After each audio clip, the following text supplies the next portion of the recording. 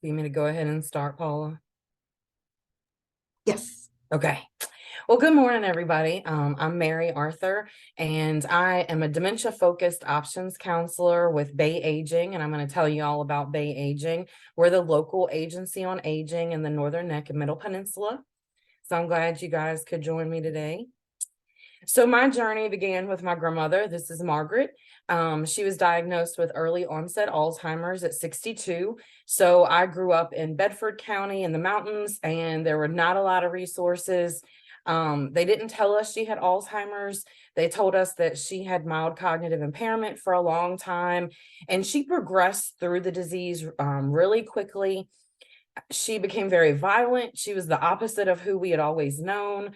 And I had already witnessed her younger sister have Alzheimer's before her. So one of my first memories of actually nursing homes was when my grandmother and I went to visit her sister Iris in the nursing home, and she was violent. And I was witnessing physical abuse. And so I was very young, and I didn't realize how much that would impact my journey in healthcare until I started doing advocacy.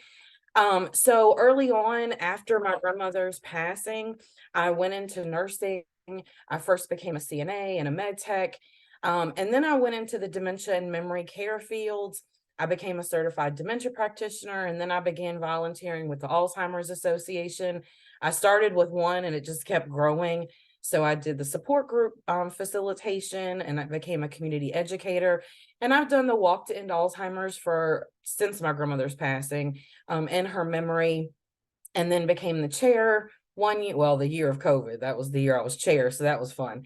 And I've always done like longest day. She was a quilter and she loved to bake. And so me and my mom often do something on the longest day of the year in her memory.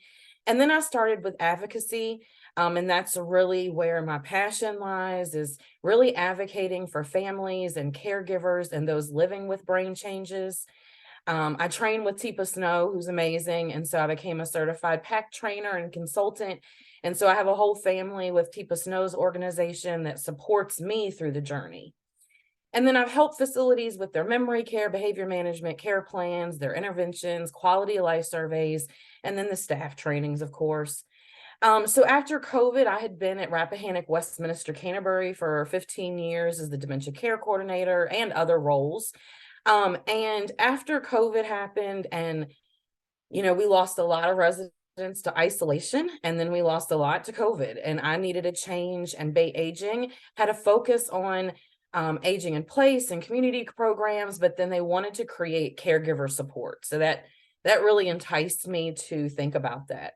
So as far as the dementia friendly community, when we started at Rappahannock Westminster Canterbury, we first had Melissa Andrews come to the facility and give. We had, a lot of residents living in independent living, and they didn't always understand brain change or what their community members were going through, their neighbors were going through. And so it was a big movement on campus to try to get all the department certified as a dementia friend. And so this is the housekeeping department, and they were really excited to learn more. And so I started with, whoever was available. We offered incentives for departments. If you became 100% dementia friends, then you would get a pizza party, and it spread from housekeeping to landscaping, and you'd be surprised how much landscaping gets pulled into memory care on a day-to-day. And then we went into assisted living. So it was really a community movement. We then applied for a nice community grant, and that would offer free lunches and the dementia friendly business trainings for banks and other businesses. And what we were seeing was, we were having banks call us and say, this guy just got out $1,000 and he wants another $1,000. And I'm not sure what to say, because this has happened multiple days this week. And there was a lot of situations happening in our local community because of how many people we have aging here. So about Bay Aging. Bay Aging is the local agency on aging for the Northern Neck and Middle Peninsula. So it's a huge service area. And our surrounding counties have triggered for the most aging populations in the United States on the US Census. So some of our local counties have been tagged number 6 and number 8 on the list of the most aging population over 65, and we're right after Florida and Texas. So that's letting us know that a lot of people are retiring here, and we see those numbers with our local agency on aging. And so these are the counties that we serve with Bay Aging. There are a lot of, this is a lot of land. And if you can see, it's all surrounded by water. And so we had some local, counties stop their Project Lifesaver with the, local police departments.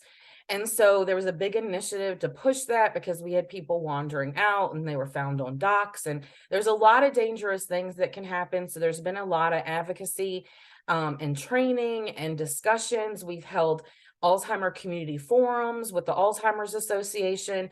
And then we worked with Riverside recently for those community conversations. So these are the counties we serve. And if you know anything about the Northern Neck and Middle Peninsula, it's very Northern Neck and Middle Peninsula. There's a lot of like back and forth, and with sports, it's kind of like one against the other, but we are all in it together, right? So with Bay Aging, we've started a lot of partnerships when we started focusing on caregiver support. We've partnered with the Benjamin Rose Institute on Aging to offer support to unpaid caregivers who reside in Virginia's Middle Peninsula, Northern Neck. It offers scholarships to local caregivers for them to participate in the BRI program free of charge. And so that care consultation is an evidence-based program that helps caregivers create an action plan, connect with community resources and services, and communicate with family and friends about difficult conversations related to care. The program is open to caregivers of all ages, and they're really helpful in situations where, I've talked to the person numerous times and, you're educating the person, but they need some additional support. They're calling me every other day, sometimes it can feel really, really heavy. And so it's really nice to have the care consultation opportunity. And so we partnered with Riverside this past fall. We successfully held 5 caregiver conversations in different counties. And so in a community needs assessment where this all really started, Bay Aging learned that we have a lot of caregivers living in a lot of counties. It's not limited just to few. So we're having more than 30% of our population triggering as caregivers compared to the national average of around 20%. So we heard from caregivers, professionals, a lot of professionals showed up for our caregiver conversations and let us know what resources they need and the struggles that they're facing. And I was really, really grateful for that. But it really opened my eyes to all of the people that are being impacted by caregiving and what we can do in the future. And so we also heard from community members. Excuse me. My allergies started this morning. I'm like, of course they are.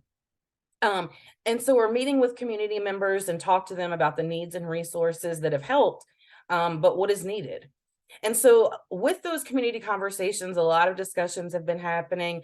Riverside has talked about bringing a memory cafe to the Gloucester area. And so there's a lot of programs and discussions about what we can do from here and what we heard, and putting that out into the public and thanking them for participating.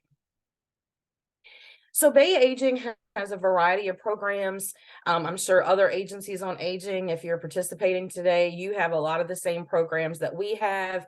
We have the Meals on Wheels, a friend check-in program. We have Bay Housing, Bay Transit. So there's a lot of different things that we offer to the community, and bayaging.org will show you a variety of those. But when I started with Bay Aging about a year and a couple months ago, I was overwhelmed. I was telling Paula, with the amount of resources I was just finding from conversations. And so it was really, really shocking that there were so many resources that people just didn't know about, and stuff right down the road, And so it just really had me thinking of ways that we can pull in all of the resources for each county and kind of have them in a place where caregivers and aging individual or anyone that wants to access those can find them. So I pull from a variety of resources. DARS and Dementia Capable Virginia is a big one. I love the Dementia Roadmap, and I really love the handouts and the different education printouts that are on Dementia Capable Virginia. And I think that the respite grant is a lifesaver for a lot of families. There's a lot of situations that I didn't really realize I would encounter with caregiver support. I've dealt with aging individuals for a long time. And so, I'm used to that. I'm used to supporting those with brain changes and their caregivers. But, there's a lot of caregivers when you really think about that. And so individuals caring for a child with a terminal illness or another, life-changing disease, that was surprising to me, and I wasn't always, I wasn't really ready for that. And so there's a lot of need out there, and there's, a lot of resources to bring them together. But what I told a couple ladies before this is that I realized really early that I was listening to respond and offer resources. And by the time I ended up telling them all the resources, they're glazed over and it's just like, okay, that's too much. And now they've just checked out. And so I had to change my approach, by just listening, being compassionate and having, just being genuine and listening to the person, and then offering a few things at a time. Because once you offer too many things, then, nothing's really helpful. And so, I pull from Virginia Navigator, the Alzheimer's Association, the Mayo Clinic, the National Alliance for Caregiving. And I really love the free publications from the National Institute on Aging. There's a big booklet, Caring for a Person with Alzheimer's, and all of these are free. And every generation responds differently. So, I may have younger caregivers that just want some websites, right? They may want a blog or a support group that's virtual. But the older generation of caregivers that I encounter, they may not even have a smartphone. They don't get on the internet. They don't know what I'm talking about when I say go on this website. And so these publications are really good, just like Dementia Capable Virginia, or you can print out and send them, mail them, or that's a way to get a visit in, because I was telling Paula, people still think that, I'm just like, I'm going to come in and take their loved one or tell them that they're doing it wrong and ask them to put them in a facility. And I'm like, no, I don't even do that, and so there's still a huge stigma in our area because we're a very rural, well, not just in our area. I know that the stigma is real everywhere. But a lot of the generations that we have here, they don't want to talk about their challenges. They, don't air out their dirty laundry. They keep their loved one at home until the end of the disease. And that's perfectly fine. We just want to support people. And I try to reinforce that in a lot of the conversations. And so, then if I'm talking to someone and I'm realizing that they need a specific organization like the Frontotemporal Degeneration Association or their Parkinson's support group, I just kind of listen and then offer a few things at a time. And then when I follow up, I may offer a few more things. And so, I had to change my approach, and I realized that me giving someone all of the different resources, they weren't taking advantage of those because, it was just too much. So I just focused on some small doses of hope. So when we really look at caregiver support and what we've done so far, well, first of all, I work with a lot of different departments at Bay Aging, care coordination, the home care department, and I receive referrals in our database for any caregiver that may need support. And it may be that they just ask a couple questions and that's all they need. I often tell people that, I get a lot of phone calls where they're in the fire, right? They're really, really frustrated. They're overwhelmed. They've had a tough day.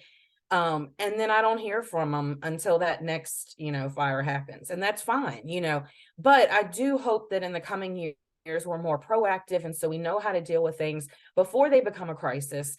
And, we change our approach if we can, to not create that crisis, right? And so with the caregiver support program, we do have an adult day center, and then we have active lifestyle centers in every county to offer respite and stimulation. We know we saw a lot of people throughout COVID that were isolated really decline rapidly mentally, right, and cognitively because they weren't stimulated. They were just kind of stuck in their zone. And so I really enjoy visiting the active lifestyle centers, and there's a lot of great personalities within that. And then we started a variety of caregiver support groups. So we have in-person, virtual, or call-in options. And so I've learned a lot through creating support groups at different times. We have a 4:30 support group, a 12 p.m. support group for maybe working caregivers that they can call into. And you often hear, I need an evening support group. And so I started a 6 p.m. support group. But that's right after dinner. And then that may, disrupt dinner time and the nightly bath or just the calm down. And so, I've just learned to just have a support group at different times, and whoever can show can come, and if not, that's fine. But back to the generations, a lot of our older individuals enjoy the in-person groups, and they don't really get on virtually. And I tell them that they can call in, and they don't often do that. They may for a few minutes. And then, the younger generation of caregivers that we have really enjoy the virtual option, right? Or the call in. So, what I found in our smaller communities, each of those little counties, they were doing huge things to help the aging population and caregivers. There's hot meal programs that are delivered almost daily. I mean, I was like, wow, how do I sign up? Because that could be helpful. But there's so many different things that are happening in our smaller counties. And that's what kind of prompted me to say, okay, let me put together a list. And so at this point, it's 4 pages of all the different resources that Matthew County have created, or Northumberland County. And when we held those community conversations, it was really impactful to hear from social services in different counties. We have police officers checking in daily with people that don't pick up the phone. There's so many different things. And a big thing is church groups. There's some individuals that we have here that they retire here, and so their family's not here, and we get phone calls from around the nation or the world where their loved one wants to check in to see how they're doing. But when they're on the phone, it's just, oh yeah, everything's okay, I'm doing fine. But then when we step in the home, we see that things aren't fine, and maybe they're not eating. And so I call those long distance caregivers, because I tell people, you're still caregiving, you're still helping them, you're ordering groceries, or you're doing whatever from a long way away. And so, there's a variety of different resources that are available. And on the National Institute of Aging website, where there's free publications, there's actually a book on long distance caregiving that I provide to families that feel like they're struggling, and am I doing this right?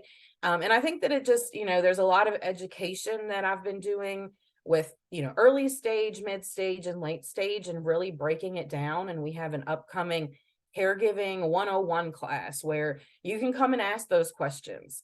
I had men say, what is the difference between a pull-up and a pad? I mean, it's simple questions like that when you realize, you've been in this field a long time, and you understand those concepts and how to take someone to the bathroom and how to bathe.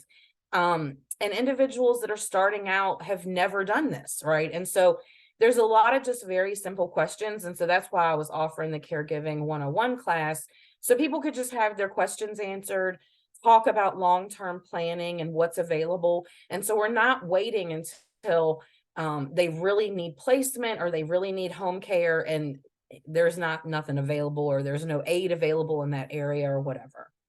And so I really like the friend program that Bay Aging. It's like a step up from Meals on Wheels. It's actually a friend that checks in with you. And I think that that's really important for those people that may not have anyone or their family isn't here. You probably can't see that top part because this bar is up there. I'm sorry for that. But I'll just read that. So we created a caregiver advisory group for the 10 counties. And we found a lot of hidden gems and resources in the area. That's kind of what prompted me to create this huge list of resources. And so I learned about a local masseuse who offers massage therapy and compassionate touch. Ginger Spencer in Gloucester. She has Heartfelt Touch and Heartfelt Touch Community. So she teaches compassionate touch to family and professional caregivers, and then even offers a respite massage for caregivers. And so Heartfelt Touch Community offers community service events to bring generations together to combat loneliness and simply bring generations back together. So one of those programs is having homeschool children do painting with the elderly. And that's just beautiful, right? Those little programs that just remind you of what you're really doing. And so a lot of times if I'm talking to a caregiver, offering them resources is great, but saying to them, hey, would you be interested in a free massage? And they're like, yeah, and some of them are like, I've never had a massage. And I'm like, well, let's try it out if you're willing to try. So sometimes it's really nice, I may ask a local like movie theater or a restaurant for a gift certificate every now and then offer that to a family member when they're feeling like they need time away and say, hey, like take yourself to lunch. I got some pedicure passes from a local nail salon and started giving those out to some of our caregivers because, caring for ourselves and self-care is a big piece of this. And so then we had a local church group that attended our support groups. They created a faith-based caregiver support group. And so, anything that we can offer is really helpful. We held some caregiver socials at local restaurants. After, sometimes after our support groups, they're really heavy.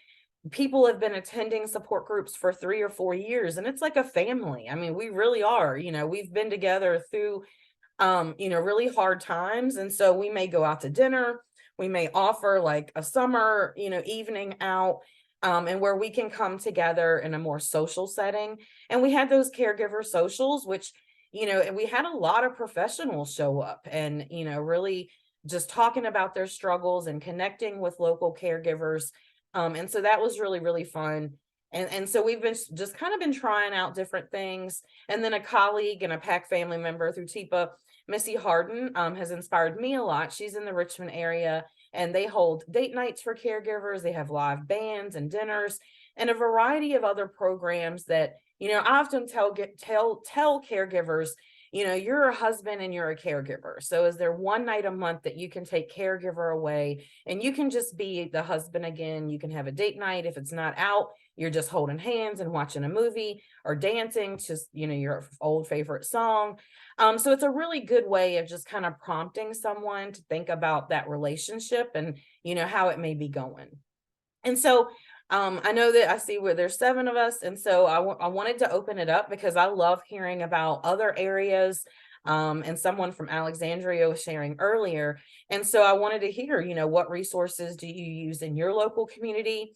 And are there projects that you would like to see in the future? I know that I'd love to see, like a resource guide for our future in our local area, all of those different resources. And I've been brainstorming and talking about, support groups for people living with impairment and the person, having a support group for those living with impairment and their caregiver at the same time. We had that before COVID, and then we had a nice dinner afterwards. And that kind of fell apart, when people didn't want to bring their loved ones out. And so that's the end of that presentation. So I'll stop sharing. But I know that there's a lot of wonderful things in, a lot of communities. So I just wanted to talk a little bit about some of the resources in our community and see if anybody had anything in their community that they enjoy or is impactful. I would say this is not something that I'm currently doing, but I think it would be a great idea if they had more outdoor events like walk groups or a Yep. hike group or, like a park day. But That's a great I think idea. people underestimate, just nature and just getting outside, and caregivers so much are inside. And especially with the time changing, or luckily it's changing, so we'll actually get more daylight. But a lot of them leave and it's dark and they come to work and it's dark. Yeah. You're absolutely right. Thank you for saying that. I sometimes tell caregivers, like, just take your loved one to the park and watch the kids play. It's an instant mood changer, right? Like to watch kids play and laugh. And I'm always promoting nature too. And I give those kind of like statistics about, reducing blood pressure and, reducing stress. And I think that we do underestimate. You're absolutely right. And I'd love to see, I actually joined, like, it's called the Bay Center. So I joined the Bay Center board that does complete wellness. And so they have nature walks and they have meditation classes and deep breathing. And I think that in the future, like having programs like that for caregivers, not just saying like take deep breaths and try to focus, but actually having something to show, I watched them teach children mindfulness and tracing through their emotions. And I was like, why didn't anybody ever teach me this? And so I'd love to see stuff like that, come about for caregiver and just myself, honestly, learning how to just breathe through it and work through things. I think that there's a whole, kind of web of resources that we haven't tapped into, those therapeutic options, right? And so we're often telling them and educating them, but not saying like, I do this because Teepa taught us this, but saying, what do you do for your spiritual wellness, right? I mean, all of this is about our wellness and about the caregiver's wellness. So I often bring up things just for them to think about. And if they're not spiritual, if they've never been to church, I don't push it. But we have to think about everything, because once we start becoming caregivers, it just like everything goes to the back burner, right? Our spiritual, our mental, all of that. And so I think it's just really impactful to talk about it all and get them thinking about it. I'm sorry, I could keep rambling. Thank you for sharing. One thing that I think would be really helpful is I'm a case manager in a memory care unit. So, we kind of help take that burden away from the primary caregivers because we become that. But I don't see a lot of support groups for people who have loved ones living in communities. And I would love to see that, because we host our own support group, but it always ends up turning into, oh, my mom's socks are missing, or she was wearing her purple nightgown instead of her blue nightgown, and so it almost turns into like like the more internal issues that may be going on, and not necessarily, I gave up the primary caregiving goal for my spouse of 65 years and I'm grieving that. So that's something that I really would love to be able to just have in our community and be able to support. Emily, I know I was facilitating our support group when I worked there in memory care. And that's exactly it. It became just, this whole session of bashing staff or not bashing staff. Well, sometimes it was, right? Sometimes. And then we'd have caregivers. This is what happened. We would have caregivers that are thinking about placing their loved one there show up, and they're hearing all of the, not the engagement, not the wonderful activities that they had that day or anything. It was just like all the negatives. And I was, and so when I talked to the Alzheimer's Association about that, they were like, well, sometimes it's not good for the facilitator to work there. And then I saw that importance of having someone from outside, but that's not always easy, right? I can't find a facilitator to save my life. And so, it's really hard to often have to keep like refocusing like the whole group from bashing, and I'd have to keep saying like, let's bring that up in the, family meetings that we're going to have. But it didn't stop, and so it is. I think that that's really, the level of support that someone needs if they're not living with their loved one for the first time in 50 years, right? From someone that's in the midst of mid-stage caregiving and not having the resources to place their loved one anywhere, their needs are completely different. And so you can almost sense a resentment in some of our groups for those that can't afford placement or home care. And they're hearing from people that have 24-hour assistance. And, there's a big difference in need, and I think that you're right. I think that in the coming years, having support groups for like smaller groups that are going through, just like, I have support groups for people that have Alzheimer's, and then someone that's a caregiver for someone that's 52 with frontal temporal dementia comes in, right? And their years have been robbed and they can't even retire. And you're hearing from the person next door that's 91 and their wife has Alzheimer's. And it's really sometimes difficult. And inside I want to offer more. And so, that's why I kind of like reached out for the really specific like frontal temporal dementia support groups. But it's not the same as I think in person. So yeah, thank you for sharing that. There's so many things that we can do. I'm excited about what's going to come in caregiver support.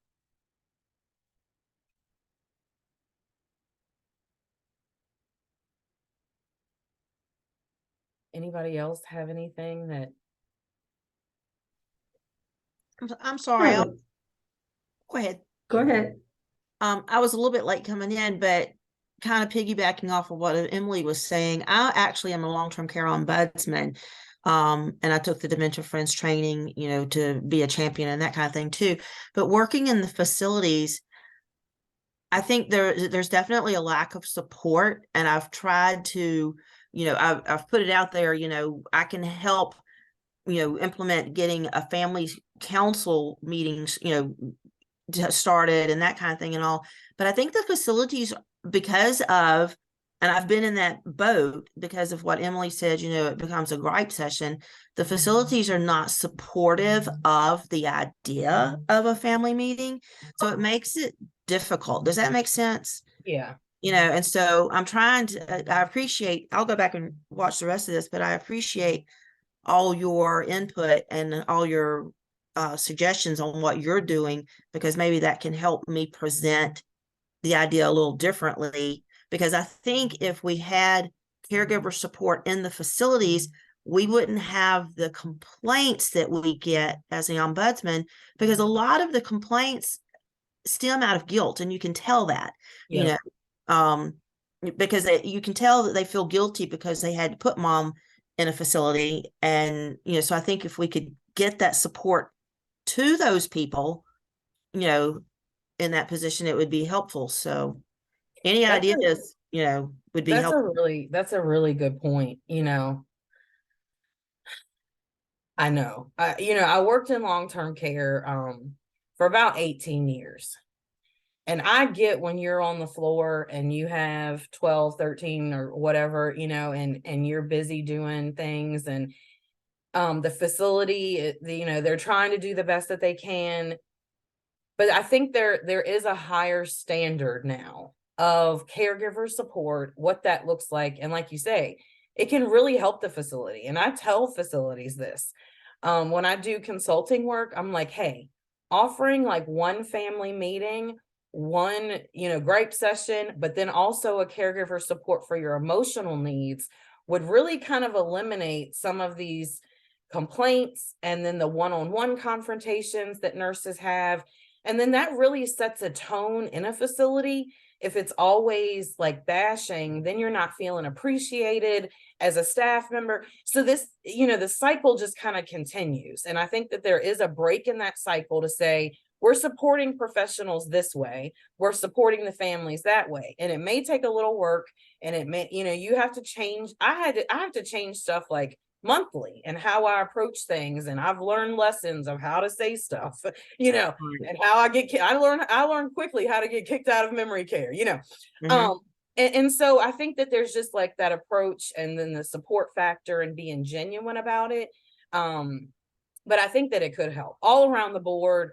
I think that people don't realize, and then sometimes professionals, I've had professional CNAs say to me, you used to say that you don't realize how it is until it hits your family. And I've done this for 40 years, but until my mama had, and then that's when those aha moments happen. And so if we can build off of that, but yeah, thank you for all you do. And I'd love to have conversations. I'm all about, helping anybody that I can, because I just feel like, my grandmother and her sisters and her brothers, because I didn't even say this, but all 7 of her sisters and brothers died of Alzheimer's. So, I saw this happen where, the people were put in facilities and some people were at home, and I saw all the challenges with our family, and then all of the emotions and the family dynamics, right? And it's really important to kind of like just talk about these things, put it out there. And I think that, people don't realize until they're living with it. So, Well, and that's part of the problem too, is a lot of the complaints that I get, especially out of my memory care areas or my residents, even in long-term care that have dementia, the family's expectations are so unrealistic because they lack the support, they lack the education of what is this disease going to look like, and that kind of thing. I mean, I get complaints, mama falls all the time because she gets up out of her wheelchair. Well, she's getting up out of her wheelchair because she doesn't remember that she can't walk. The facility can't tie her down, and yeah. it's unrealistic expectations sometimes. Of course, some of that again is coming out of guilt. I feel, maybe I could take care of mama better, but I can't quit my job, and that kind of thing. So yeah, I appreciate your approach. I'll look into some of those ideas. And I think that, like, I learned when I help veteran families, realizing that, like you said, just understanding the disease itself, right?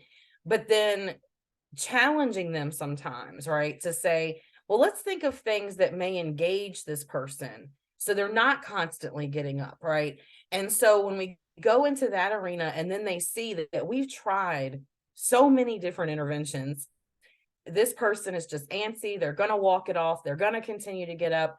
And being real, I think sometimes, like, either we medicate this person, okay, and that's not what we want to do, to keep them not be so anxious and not to keep getting up, or this option. And so sometimes it's being real with them, and they don't understand. I feel like I'm just like a record player, because I'm like, sometimes throughout the disease there comes a stage when they're losing awareness and they can't gather themselves, their anxiety is off the charts, and it may just be time to do a low dose of something to get us through this stage. And so they're looking at me like, oh, okay, and so it's just, it's all in how we say things, and it's tough, the whole disease is tough. And so I wish I could offer more and more, but I don't think that I could handle it myself. I was going to say it would be a lot of liability for some facilities, depending on how they looked at it. But if they had, like, every 3 months, maybe like a workshop where the family could actually come in and help with their loved one and see just the workflow and what they deal with. And then those people that actually do a workshop could come to the monthly meetings. But until you actually understand what we're dealing with, how your loved one is, what the environment is, and how these people work, then the family meeting's not really going to be as beneficial, because it'll just be, you're not fully educated. That's a good point. I love Dementia Live classes for that too, like having them go through Dementia Live and put on the gloves and the goggles and be put in that environment. And I think that workshops like that really build awareness, and then it helps families realize what their loved one's going through, but actually follow. I used to tell families, like, why don't you stay here for an hour and a half with me, and let's see if we can work through this together, because they're expecting miracles, right? They're expecting us to take away the disease and eliminate all the anxieties and fill them with fun stuff all day. And that's not how it always works. So, and there is a lot of liability. At the beginning, when I was doing support groups, I had to catch my tongue because I worked there, right? And I would get really angry when they were complaining about staff, because I'm staff. I've been chasing your grandma around all day, And so, and I had to really kind of check myself, because I had to put myself back when I was a caregiver, and would this have been good enough for me? Like caregivers always say, nobody can do it like we can when you love the person. But they don't always realize that sometimes that isn't the best thing for the person, so there's so many situations, I appreciate y'all talking to me and having conversations with me today. We didn't know if if anybody was going to feel like it. So I thank you.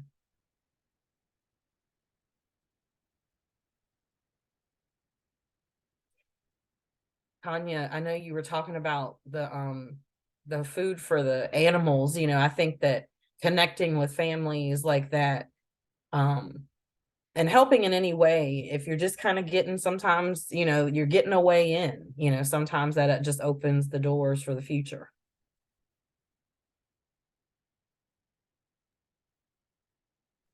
Any other thoughts or comments? We still have a little bit of time left, but we can also give it back to you. Well, it was a great discussion. I thank y'all for joining me today. Well, thank you, Mary, for at least starting the conversation and providing everything that you're doing out on the Middle Peninsula and all that kind of stuff. And I mean, it's wonderful. And I know that the other AAAs are doing a lot where they are. It's interesting to hear that your area is one of the highest growing area. Would you say it triggered the on the US Census and Medicare and all that? Yeah. So. we're hoping that maybe that'll provide more funding and, that people will see how many people retire here. I mean, it's just unreal, Oh, well, it's a gorgeous area. So yeah, they Oh, really yeah. matter. And it's on the water. Everything's basically I know, it's beautiful. I know it's the best place for people to retire and buy their home on the water, and then they get, brain changes, and yeah, that's always fun to navigate, it is. All right. I've learned a lot of tricks throughout the years, but yeah, everybody should come visit the Northern Neck and Middle Peninsula. There's a lot of great water stuff and fishing and all that, seafood. It's a hidden gem. It is. And I grew up in the mountains, so I keep going back and forth. I'll never completely leave the mountains, so. All right. Thank you everybody for being on. I'm just going to stop the recording right now.